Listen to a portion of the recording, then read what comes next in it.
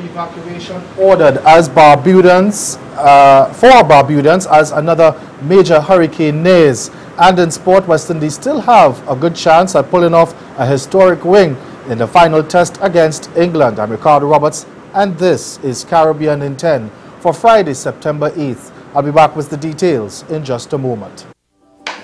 Alright. I'm going to cook the corn first because I just boiled it. Alright. And I'm going to pan roast it. So it's going to get a very harsh set. And then from that I build my hash.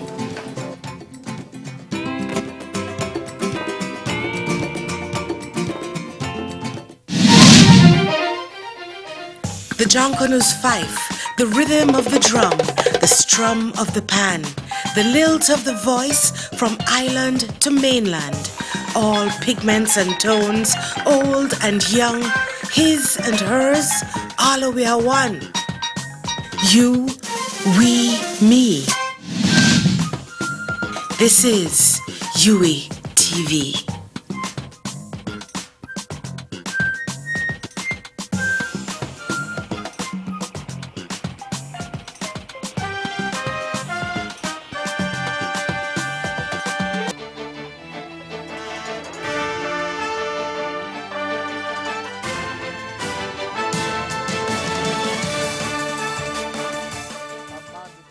Evacuation order has been issued for Barbuda, with a second major hurricane expected to make landfall this weekend in the wake of Hurricane Irma, which destroyed more than 90% of housing in Barbuda when it hit earlier this week, and Hurricane Jose forecasts to go a similar path. Antigua and Barbuda's Attorney General and Minister of Public Safety Stedroy Benjamin issued the evacuation order today.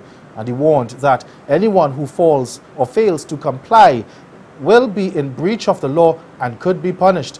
Government has arranged the transfer of residents from Barbuda to Antigua. CMC's Nicole Best is in Antigua and joins us live on the line. Good afternoon, Nicole. Hi, good afternoon, Ricardo. How are you? I am fine. Now, can you tell us what provisions are being made in Antigua for the evacuees at this time? Well, quite a lot is being done for the people of Barbuda, and it's being done not just by the government, but also the people on Antigua, just regular citizens on Antigua. But what the government is doing, we can start talking there. So far, we have learned that 800 people have been evacuated from Barbuda. The process started yesterday. The mandatory evacuation order was given this morning, and Prime Minister Gaston Brown was over in Barbuda this morning. This is his third trip to the island of Barbuda since Hurricane Irma hit, and he was across there trying to encourage people to come out, to leave. As I said earlier, 800 people have been evacuated from Barbuda so far, and what we understand that there are approximately 700 people left. The evacuation is taking place both by air and by sea. Individuals in the community are using their fishing vessels to help bring people over to the mainland. There are Coast Guards out there. They got 2 helicopters from Venezuela to help with the evacuation process. They have been bringing people across, sometimes 100 at a time on the helicopter, I understand. Also, you have, like I said, the Coast Guard, the helicopters. There was also one helicopter that came in from Trinidad and Tobago to assist in the evacuation process. It is hoped that this process can be completed by 1:30 today. We have also been told here at the NODS, that's the Emergency Center here in Antigua, that if by 1:30 there are still people there, then the police will move in to make sure. They are saying that we have been also told that a number of people are resisting moving. I guess people have their connections to their properties, those who have been living there for many years. But we've been told by the Minister for Foreign Affairs, he just finished briefing us here in the EOC Center, and he said that if by 1:30, when the official evacuation is supposed to be completed, there are people still resisting, then the police would have to move in and make sure that that is done. And this also is as they face Hurricane Jose. Jose is now packing winds. The meteorologist attached to the Antigua and Barbuda Met Office also just briefed us. That's Ovid Payne. And he told us that Jose is now packing winds of 150 miles per hour. So Jose is a Category 4 and is expected to remain that way. Jose is expected to dump close to between 3 and 5 inches of rain on the island of Antigua. And the concern now is of flooding because the water tables here, we're told, are already very high. The thunderstorm activity should begin by midnight here on the island of Antigua, but we're also told that Barbuda can get another battering because of the trajectory of Jose. Jose at 8 o'clock tomorrow morning should be about 53 miles east-northeast, traveling, as most people have already said, in a similar path as that of Irma. So Barbuda is expected to get another battering by Jose packing 150 mile per hour winds. Interrupt you there a minute. What is the mood right now on the ground as Antigua and Barbuda prepare for Hurricane Jose? It is pretty calm. Calm in the sense that people are taking this very professionally. People seem to have a sense as to what they need to do. As a matter of fact, I went out a while ago and was trying to upload some video to you guys so you can see that a lot of people still have the shutters on their doors and windows. Those shutters from Irma that were put up for Irma have not been removed from a number of these doors and windows. People are in the supermarkets, but there isn't a sense of panic. There is a sense of concern, but there's also a sense of calm.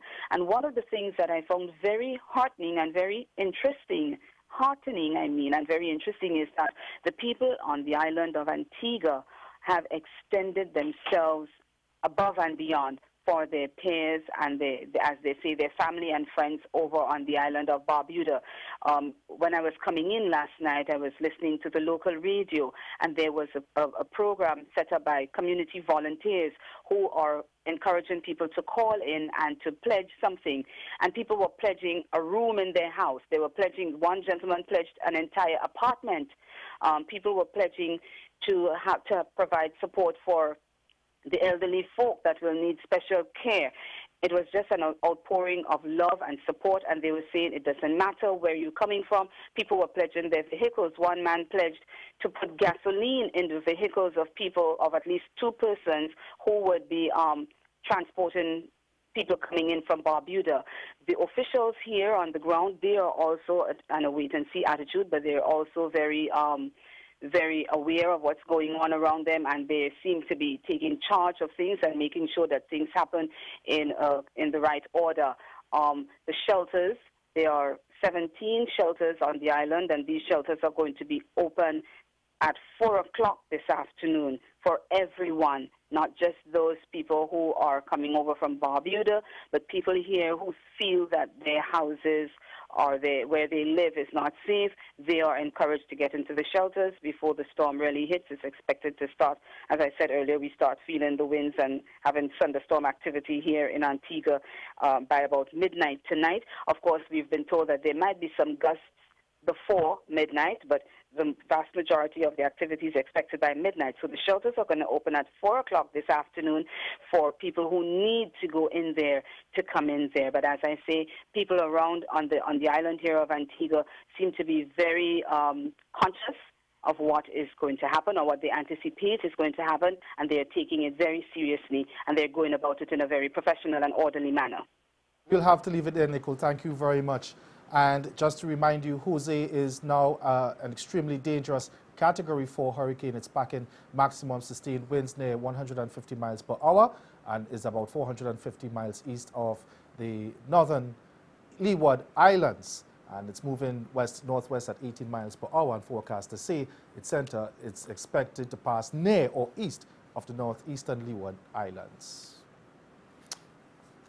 And in sport, a 5-wicket haul from Kemar Roach has set up a good chance for the West Indies to pull off a historic victory at Lord's after they routed England in their first innings. Now the hosts are replying to West Indies' first innings of 123 all-out, and they were bowled out for 194, giving them a 59-run lead in their first innings at tea on the second day of the decisive test. Ben Stokes top scored with 60, while Stuart Broad ended on 38. And we'll get more of that story in our major newscast at 6:30.